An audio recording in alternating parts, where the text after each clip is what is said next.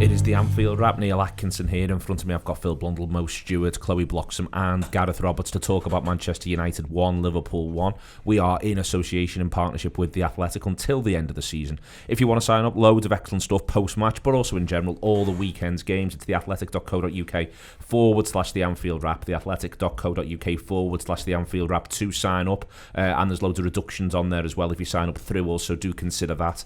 Manchester United 1, Liverpool 1. Phil Blundell first. Disappointing performance, disappointing result. The equaliser felt great. It was good, wasn't it? It's always good. Late goal away at somewhere like that is definitely something you always enjoy, and it was one of those where you knew it was a goal long before it was a goal because you could see the ball coming across. Time and space stood still. Especially the angle we were in the ground, it was without doubt a goal. Performance-wise, I think it was frustrating more than anything because whilst we weren't great, a lot of it was down to how they approached the game, I thought. As opposed to it just being, we couldn't get anything going. We couldn't get anything going because of what they decided to do. It was a very un-Manchester United approach to a football match. I think that you'd have seen more intent from, if we'd have gone to Wolves yesterday, there'd have been more intent if we'd gone to Everton yesterday, there'd have been more intent if we'd gone to Leicester the other day. These are teams that Manchester United are supposed to be head and shoulders above, and it felt like you were going to Burnley. I think there was a statistic that Manchester United had 20% possession second half yesterday, which is incredible really when you think about it, that Manchester United have basically just chosen to let us have the ball for 45 minutes. They did let us have the ball, but two sides to that, Gareth. If you got that much of the ball, you've got to do more with it. Flip side though is Liverpool do show resilience. They don't play well at any stage of the game apart from possibly the 5 minutes after they score. They don't really play good stuff, but they show an incredible amount of resilience. But the flip side is it is probably the poorest performance of the calendar year, let alone this season. Yeah, it was really bad. You've got to take positives, as you say, from getting a point from being really bad.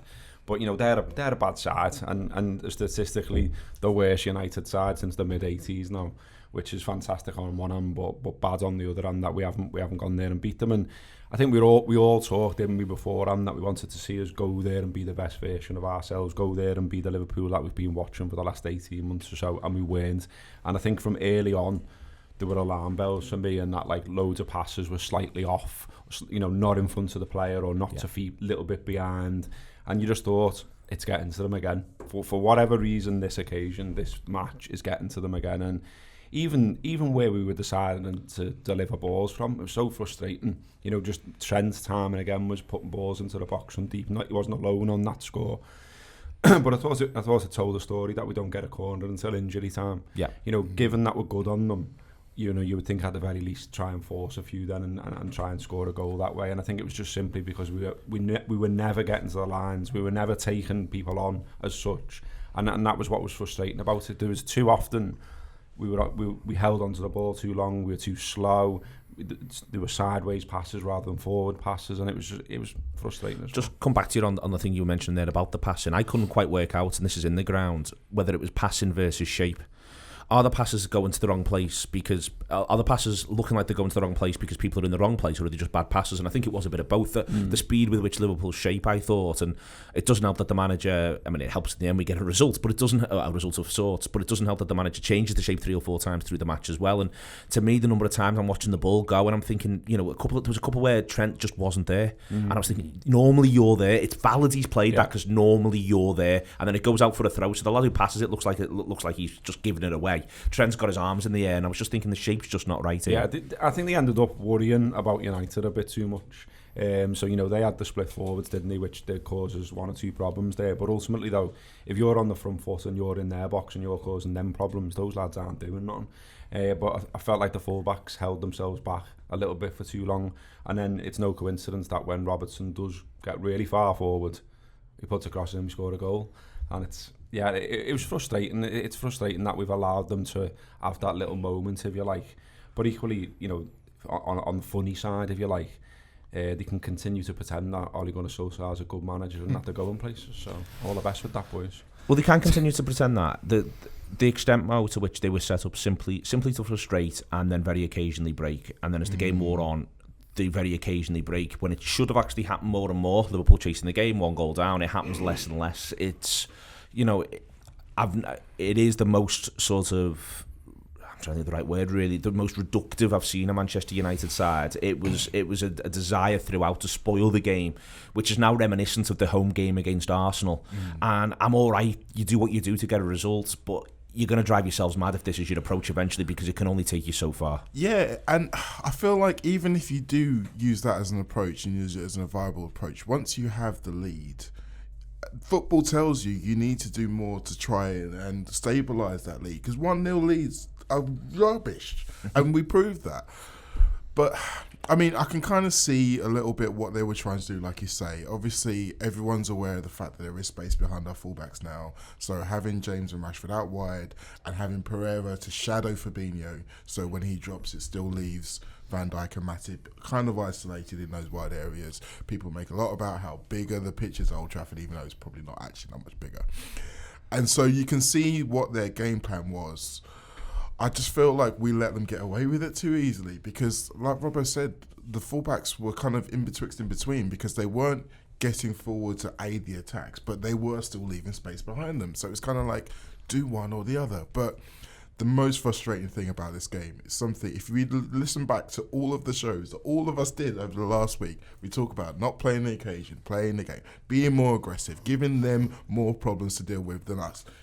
And that was what we needed to do for the whole game, and it just wasn't there. I wonder the extent to which no Salah plays into this, Chloe. I mean, Liverpool beat Barcelona 4-0 without Mo Salah. It's worth remembering that, and we're remembering that in the context of this conversation. But it did seem to me as though, you know, without starting to just get on Divock Origi's back from the start of this conversation, or on the backs of Gini Wijnaldum or Jordan Henderson especially, Liverpool just seemed a quality attacker light all the way through the match, all the way through the game. They just seemed one-off what you need to have if you're going to play the sort of football Liverpool want to play. Yeah, we talk about it time and time again, how good of Origi can be as an impact sub, but when he starts, his game is so much more poor. And because you've got the front three that we have, you can see the massive drop-off that there is, because our front three shines, especially when they link up together. And Origi obviously doesn't have that stability in the team, so he's not getting enough runs. He might not understand the runs and you know, the ideas of the other players around him, so he doesn't know which run to make, which position to sit in.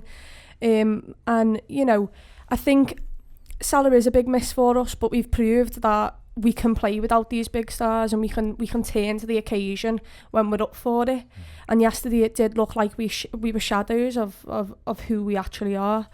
I just thought to myself when watching, you know, if we had a bit of composure about ourselves, you know, in that first 5 minutes, or, you know, just before the game, lads should talk to themselves and say, let's just keep hold of possession, quiet this whole stadium down, make it so silent. If we give them the ball, we're encouraging them, their confidence is up. By us keeping the ball, keeping possession, move them from side to side, recycle the play. You don't need to force anything, get through the first 10-15 minutes of the game, and then things will start opening up. You saw for their goal. The thing about United is that they lose concentration quite a lot. If you keep passing and going from side to side, eventually that opportunity and that pass will come. That's when you make it. Don't force things. That's not our style of play. We play on the floor. You know, at times we were getting pressed and it looked like they were everywhere and you couldn't pass. We just needed to drop off a bit and give that space to ourselves. And we didn't do that. And I think if we went into the game with more composure and more of an attitude of let's play our own style and let's not be scared. We're now 6 points, but we were 9 points. 9 points clear at the top. These are fighting to start. Well, I don't think they will be in the relegation battle for the whole season, but at the moment they're in the relegation battle. So let's look at the bigger picture and think to ourselves, we don't need to score an early goal. Yeah, it'd be nice, but let's just consistently and persistently go at them, play our style of football, and eventually we'll get there. What there wasn't, Gareth, going through the game, I think it's part of what Chloe's saying in terms of people dropping off and all of that, but where you move Mane to the right to accommodate no Salah. You then move Origi plays left. He plays left, I think, in very straight lines. The other players play in circles, for want of a better metaphor, around it. There was no outballs. And when, for instance, Origi was showing us the outball, he was showing stupidly deep. Then people are trying to get away on the other side. No one sort of... What you get with Mane is you get the idea that Mane comes short on one side really, really effectively and plays on the half turn. Divock can't offer you that. And that I felt a bit sorry for Origi, to be honest with you, because it's quite clear what he wants to do when he comes off the bench. But here, he couldn't get into a situation where he was able to say, if you pop it into me, I'll make something happen for you next. That was the thing he couldn't do. They didn't figure out a way to threaten them until the end, and by the end, you had different players on the pitch, and we'll obviously come on to that later. But the substitutes all do well in one way or another. But yeah, for the majority of the game, we don't actually figure out a way to consistently threaten United. And what admired in as well was just the idea that it was like watching Liverpool of a few years back, where the chances we were creating were not quality chances, and they didn't have the patience to create the quality chance. So it was, as I said before, just lumping in balls and hopeful balls, just that weren't on, and that were too easy to defend. And it was like for Maguire. Yeah, and it was like, just keep the ball, boys, keep the ball, as you said, keep the ball, but keep the ball and then look to create a quality chance. And if it isn't on, just come back and keep moving them side to side, tire them out. But I mean, the referee doesn't help the situation either, because they decide to go around booting us, and it's seemingly fine. But equally, why can't we get into that game? I mean, Fabinho does it once on James, and that's sound, but I felt we didn't shit out enough as well. Joel Matip putting the ball out. What the fuck are you doing, lad? Like, it was like you literally see James look up and then decide to stay down, because he wants to take the momentum out of Liverpool's play, this thing out of the play. And we don't need to be helping them on that score. Where the referee drove me mad, Gareth, was I actually think, we're being as physical as United, broadly speaking. Everything that we did was getting penalised. Everything that they did wasn't. Mm-hmm. And we don't talk about the referee on this show. We go out of our way not to a lot of the time, because I always think, well, you should always be able to get a result. Despite the referee, that referee's, that broadly speaking, doing the best. But that is one of the most atrocious performances I've seen from a referee in a low-key way. Before you even chat about VAR, in a low-key way, I thought he was horrendous. And he made it difficult for Liverpool to play their game. It made it difficult for Liverpool to actually show the physicality, because every single time Liverpool showed their physicality, they were getting penalised. Every single time United showed theirs, it was play on. Yeah, he was an absolute homer. I mean, he gives 14 fouls against Liverpool and 6 fouls against Manchester United. That's fucking ridiculous. Certainly given the amount of ball the two sides have. They run around to more challenges. But also, Fabinho gets a yellow card for essentially taking a yellow. Like, it was understandable why he got it. But then Rowe did exactly the same thing about 2 minutes later and doesn't get a yellow card. And it's like, I don't like refereeing conspiracy theories and things like that. I don't even like the idea of going on about homers. But in this situation, you can't arrive at any other conclusion. And then on top of that, they double down with the shite with the VAR as well and make a wrong decision twice. And it's hard not to walk away. You've literally got their manager saying the referee was fucking man of the match, and that moment of the match is not given the foul against Origi. And then he goes, oh yeah, and Keno in the studio wouldn't think it was a foul. Go to Keno in the studio, it was a foul. It was a fucking foul. I'm not sure it was a home thing. I just think he sort of decided to even things up, knowing that we're better than them. Well, that's mad, isn't it? It was refereeing context as opposed to refereeing sort of going, I'm at Old Trafford, I've got to give the decisions to them. Because he turns up at Anfield and he doesn't give the decisions to us. He doesn't turn up at Anfield and go, right, I'm at Anfield, I'm going to make it so that I give all my decisions to Liverpool. He comes to Anfield and he does it in a way so that he sort of gives the inferior team a little bit of an advantage and makes it more of a contest, which is nonsensical. But Darren Fletcher on Match of the Day 2 last night was talking about Atkinson. And he said, oh yeah, he's known as one that'll just tell you to get up and get on with it. What? Yeah. So he's got his own rules? Yeah. He's not there to fucking invent a new way of refereeing football. You follow the fucking rules, and we should be looking to strive for some kind of consistency. But also, he didn't tell a single Man United player to get up and get on with it. Like, there was actually a thing that was worse than Matip putting the ball out, and that was when he went back and stopped play to go and check Daniel James was all right, which is literally what he's not supposed to do. He is supposed to let the players get unless it's a head injury. Unless it's a head injury, and it wasn't a head injury. Well, he kind of tried to make it look like it was a head injury, and he's done that. But he's had previous to that before, which is a very, very dangerous road. Being unconscious for Wales.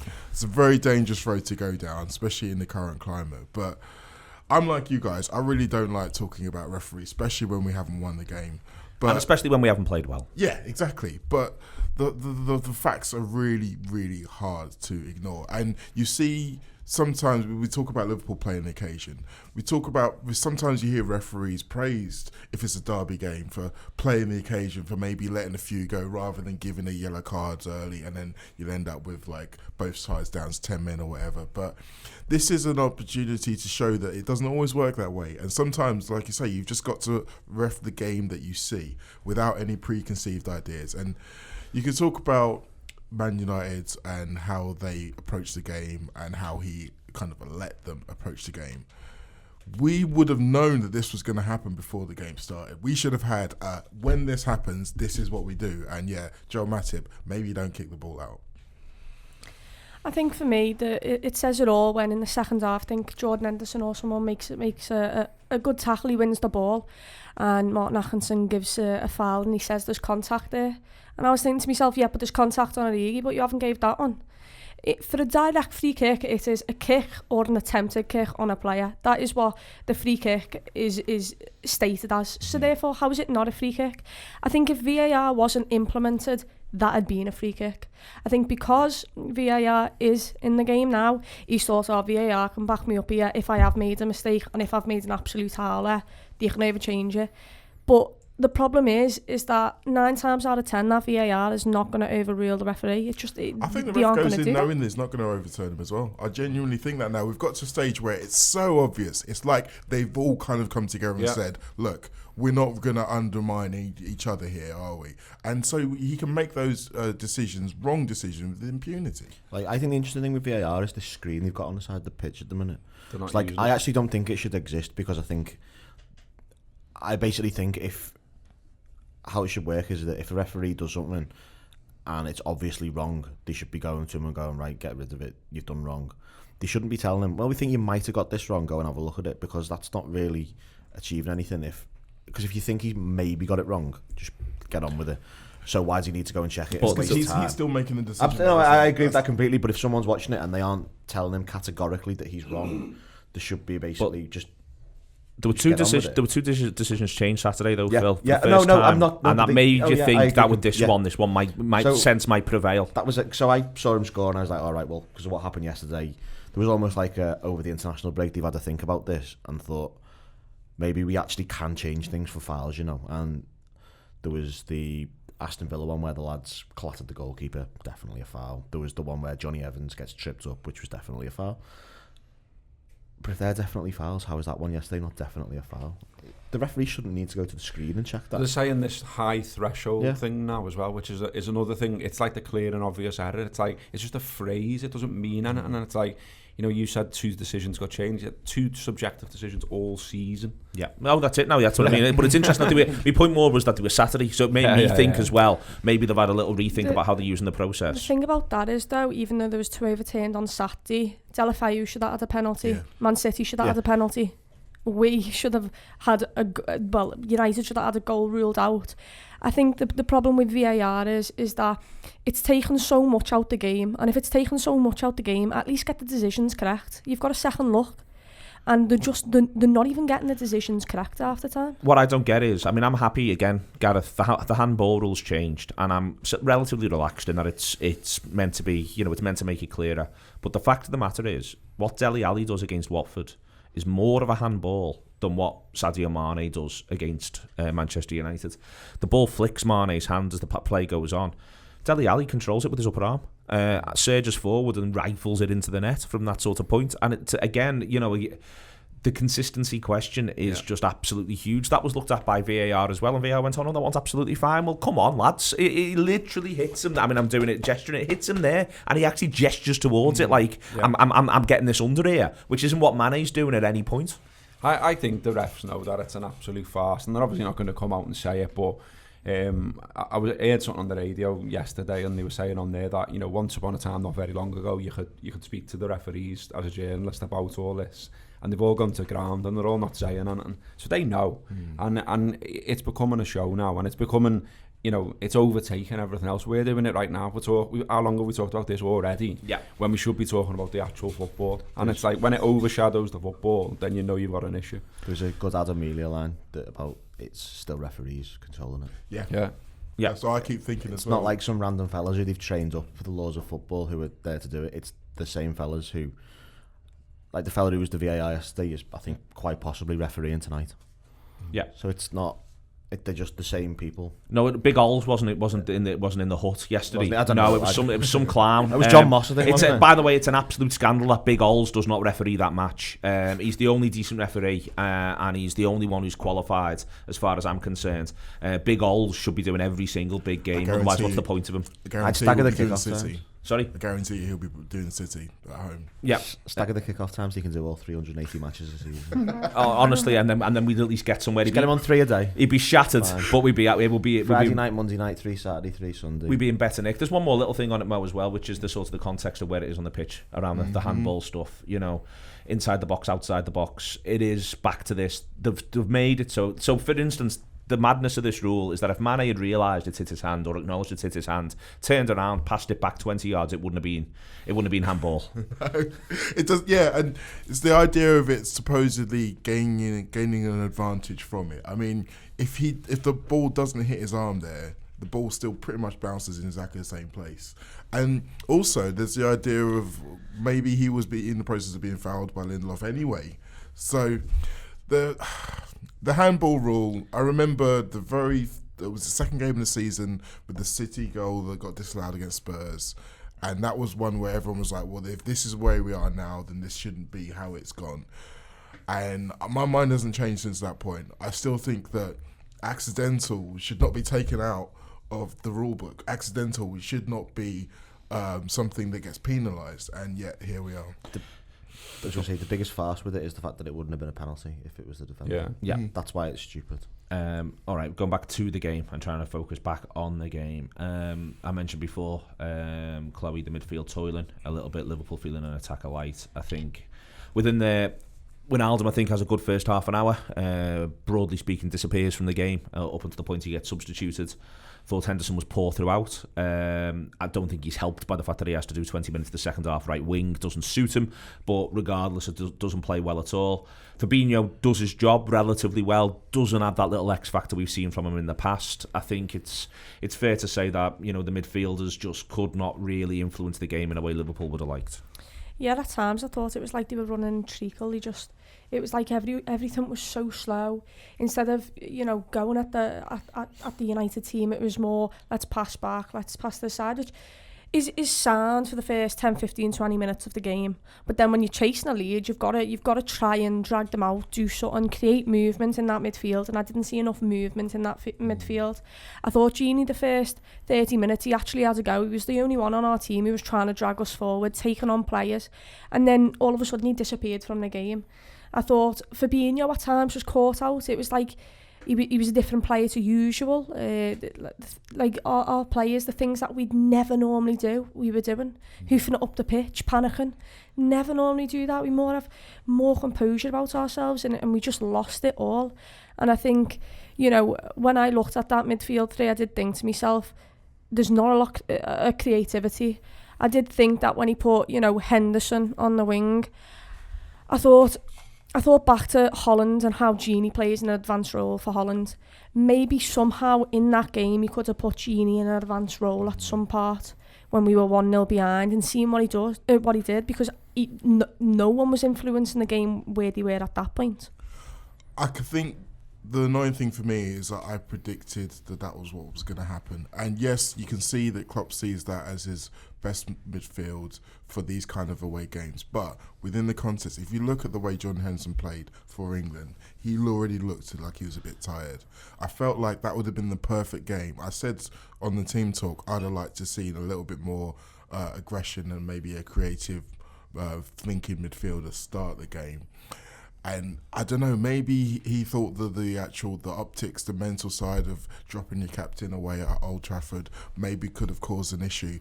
But I feel like we're in that stage now. We've all been talking about eventually we're going to get to the point where we see more rotation, particularly in the midfield. We all know how hard it is to play in the Klopp midfield. We've been saying it for so long. this was the time. And again, it's another situation where, because it's Man United, because it's Old Trafford. No, we're playing against a team 14th in the league. He didn't make enough changes for me at home to Newcastle now, going back on the previous thing, and that's a ridiculous thing to say. They've just won 17 consecutive matches. The manager's absolutely brilliant, but the fact is that I think he's just finding it a little difficult to integrate some players, and I understand why, because he doesn't want to disrupt the harmony of what's there, and maybe with Salah out. But this is he's going to have to do it at some stage. I think for me, I think Salah out was even more of an opportunity to do it, because we've spoken about the struggles Origi has from the start. Maybe that's the time to use a different formation. Maybe that's the time to say, okay, well, we haven't got the same front three. Maybe we'll look at doing it in a way that has an extra midfielder. I'm not say Chamberlain from the start. Maybe go back to the 4-2-3-1 scenario, but just give them something else that they can work with.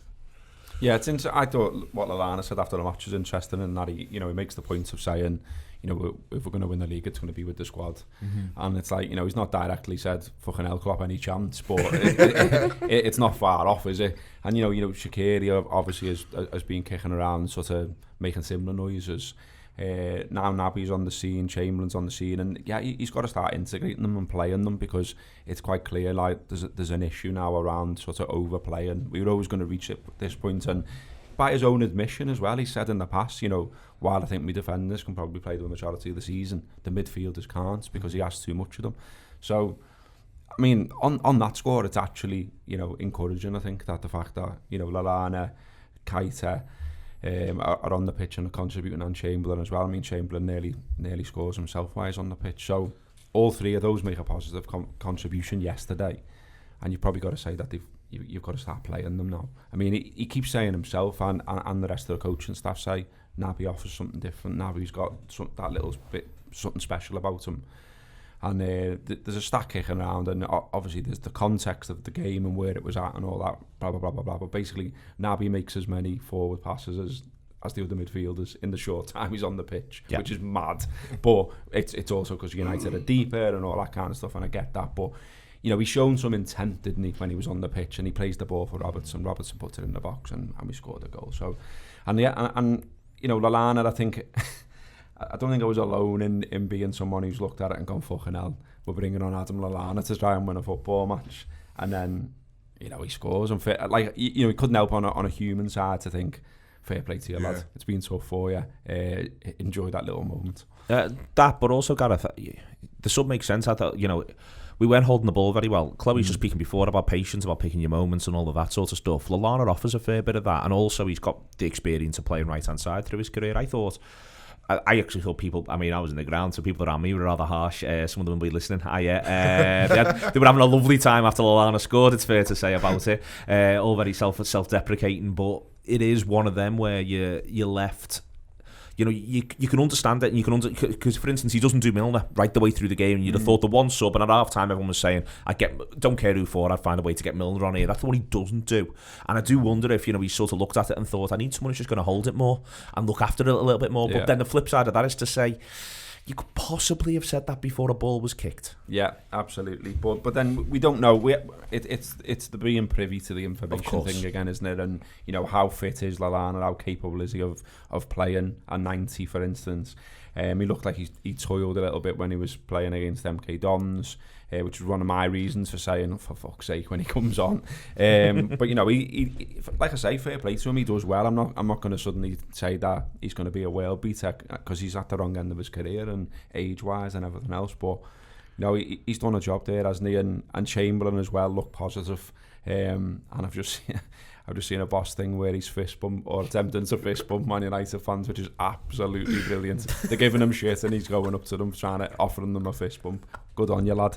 Good needle. But we need all of these people, all of these players now to start contributing, and the Shaqiri thing's getting weird now. I know he's had an injury, but like, what's he done? What's he done so wrong that he can never get on the pitch? So we've got to start using these players, no doubt about it. Got to start using them. My only thing, Phil, is I felt every change took Sadio Mane further and further out of the game. That was maybe just simply through me watching. Maybe if I look back on it statistically or something like that, I'd see he was as involved in both halves of the game. But it seemed to me he was further and further away from the action at the point at which we needed him to be Liverpool's most dangerous footballer.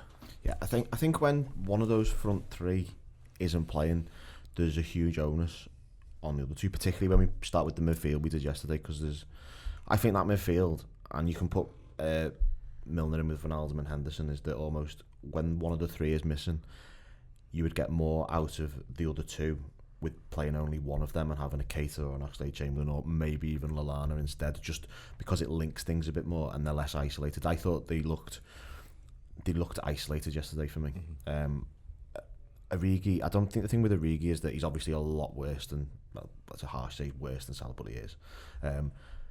He isn't able to bring the same things to the table, so you need more from the midfield, and that midfield that we started yesterday is probably not the type of midfield that is going to supply that. They're all really good players, but I think one of Henderson, Wijnaldum and Milner, and then one of Keita, Oxlade-Chamberlain. Also, again, Phil, anticipating what the opposition are going to do. Absolutely, you know, which is sit in, which is not make it into a game, which is not, you know, I've gone through some of the stats this morning. You know, Man United put in twice as many pressures as Liverpool. Well, they should. Liverpool had twice as much of the ball, if you sort of see what I mean. But the point about that is that if you've got players like Wijnaldum, Henderson, who are good at nicking it back, Fabinho even is included in this, good at winning it back, and then turn defence into attack pretty quickly, they're not going to get the opportunity to do that because there's no real desire to show much in the way of attack. Yeah, like for example, in the last half hour, if Fabinho wasn't in the midfield and he was either playing at centre back instead of Joel Matip, or he just had gone off, would it have made any real difference to how we were defensively? Because we weren't really attacked the last half hour.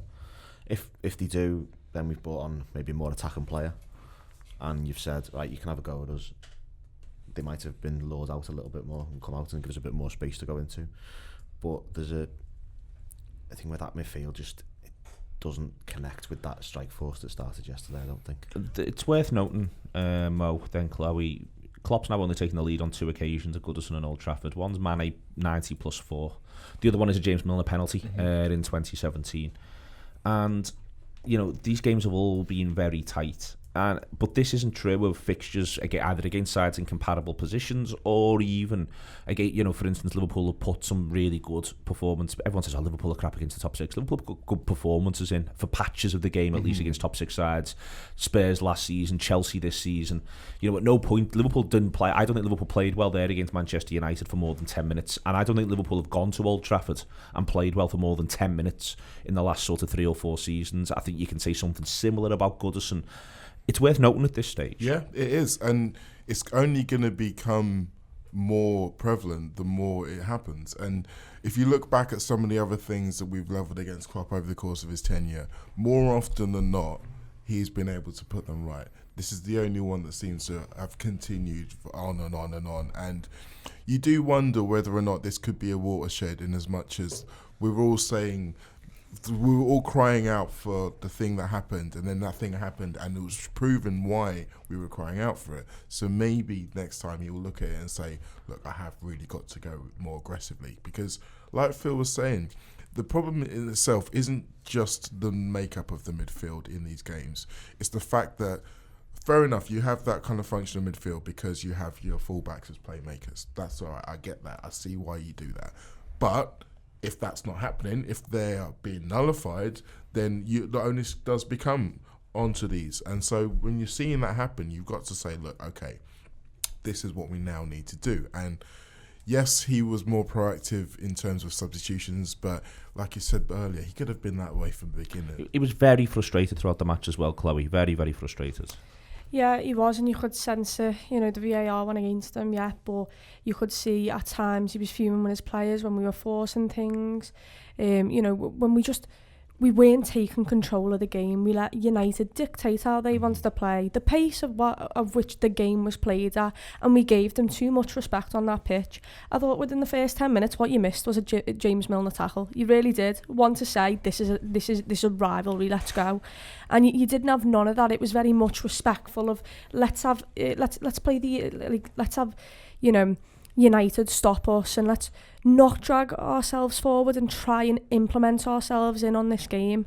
And you could tell that Jürgen was getting frustrated with it, but at the same time, you know, when this formation comes out, you need to have plan Bs for when you're 70, 75 minutes into a game and your plan is just not working. You need to have a different style and a different way of playing. And I know we changed formations and ultimately got the goal, but that was still by playing our football. It was still by getting our left back and right back further up the pitch and getting in those advanced positions. It wasn't like we changed our style of play. It was just that we got forward more and attacked more and did it in the right moments and stayed patient. We were more on the ball in the last 10 minutes in the sense of we weren't forcing anything. We were actually just dragging them out and tiring them out than we did in the full 70, 80 minutes previous. And I think if we did that from the start and set the tone and then played our way, we would have dominated them even more than we did possession-wise, but we also would have got good and clear-cut chances.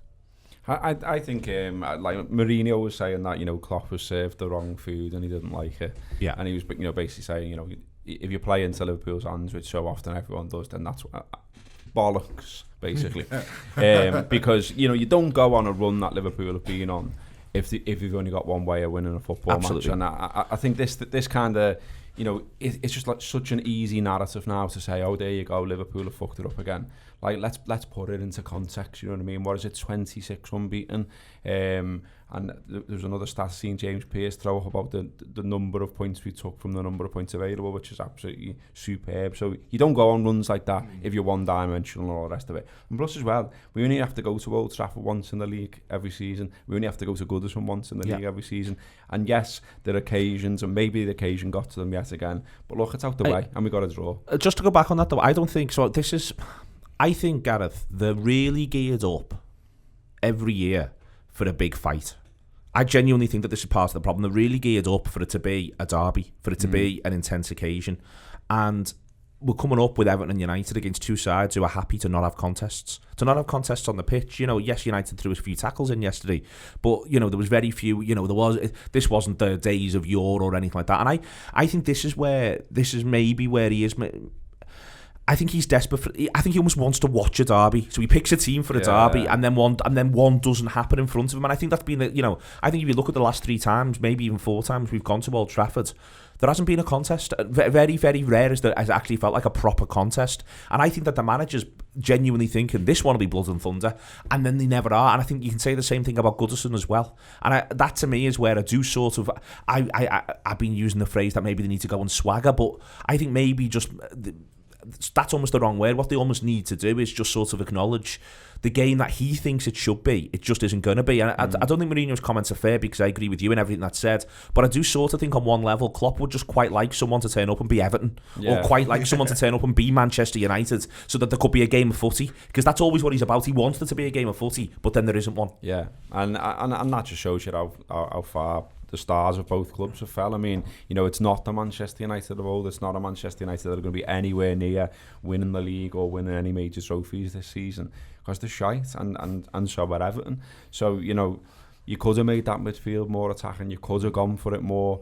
You know, you don't know what's said behind the scenes and stuff like that. I wondered as well mentally whether, you know, it's hyped so much. It's hyped so much, that game, that there's no way it doesn't creep into your head one way or another. And I think Klopp's very good at obviously mentally getting them in the right place time after time. But I think whatever he says at Melwood, whatever he says behind the scenes, there's no way that the players don't feel the occasion of that match, because it's ramped up so much. And you know, their fans turn up, don't they, for that one, because that's all they've got. They didn't at 1-1. Well, yeah. but that's all they've got now. And again, you know, that's like us once upon a time. You know, like they lost the league on Merseyside, and we revelled in the fact that I was there. I loved it. But ultimately, they were well better than us, and we dogged it, and we beat them that day. And they haven't even fucking beat us. Yeah, no, I think that this, and as part of that, the other side of this is that, you know, because of the way United choose to play the game, Phil, they're absolutely exhausted in comparison to Liverpool on about 75. There was a ball, in fact, there's a ball before Henderson even goes off that comes across the box, which is very similar to the one we eventually score from, but Henderson, because he's not used to playing right mid, isn't really making the same sort of run. Well, in fact, he makes the run, he's just from too deep. Lallana's starting positions higher. But at that point, I remember thinking, they've gone here a bit, United. For the first time, I thought, unlike, you know, I was thinking the legs have gone here. And the other thing I was thinking was, if we get one, we'll get two. But my point is, the one thing that Liverpool did do was they made United work and work and work. And that's one of the reasons why they end up knocking off. They end up absolutely done, I thought. that level of organisation and concentration is very tiring for someone to do. It's what we're doing was, moving the ball about and having a look is less time, but they know that if they switch off for half a second, goal, or at least a chance, or they've got to make De Gea do something, and they're not used to doing that either. That was a very un-Manchester United style performance yesterday.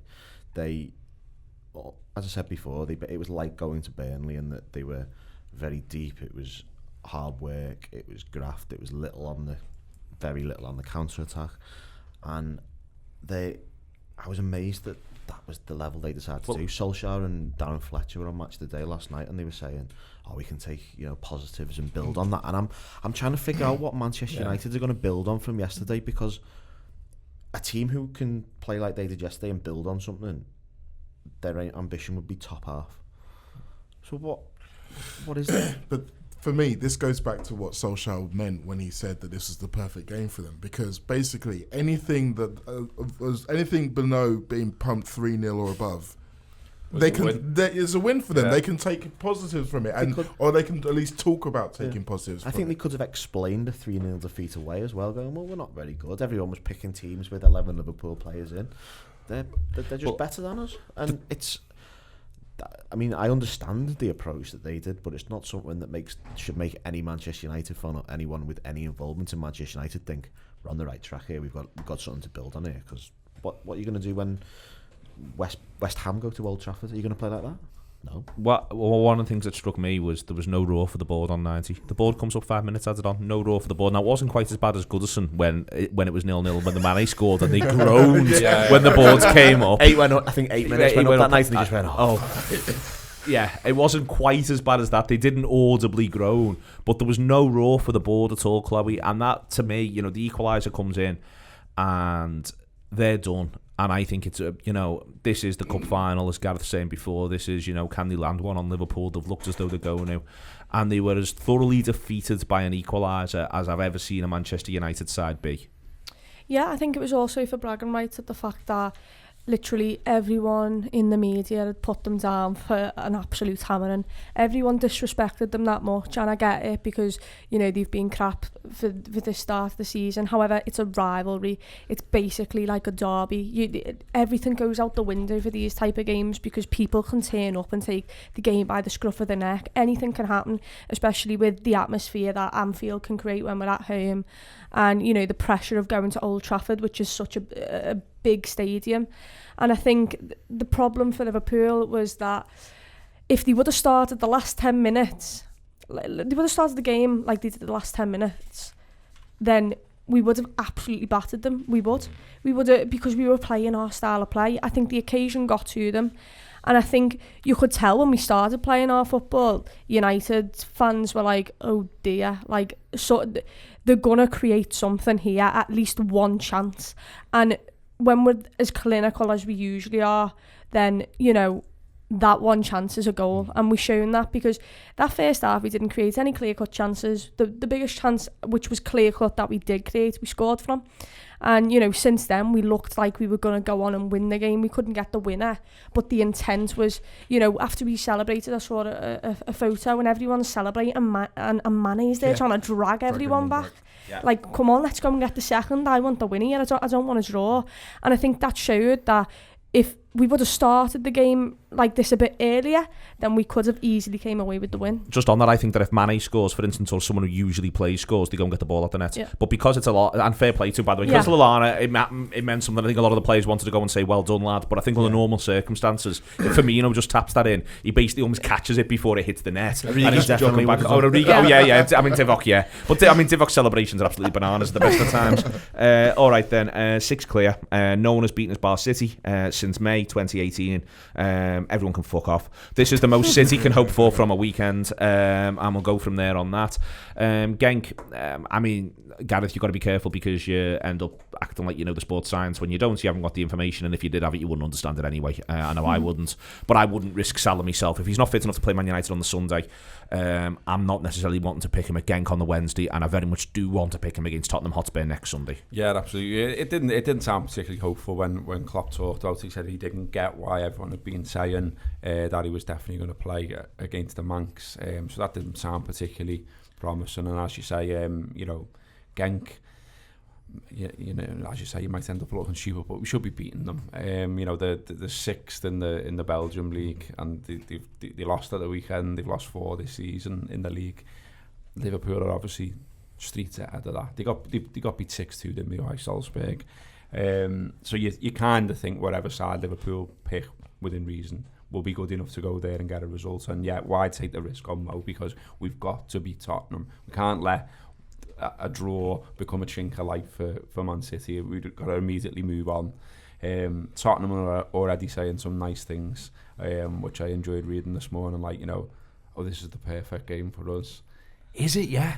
No, it isn't. No, it isn't, mate. I watched Tottenham-Watford. Tottenham are fucking rubbish, mate. Oh, Honestly, like, it's crazy how bad they are. Now, that if you want sentences, you're doing the thing with Genk there, or it could come back and bite us. Honestly, the way in which I'm going to cover this Anfield Wrap week leading up to Tottenham, I am only getting bitten. I watched them against Watford, and for an hour, they were absolutely dismal. I watched them against Brighton, and 3-0 flattered Tottenham.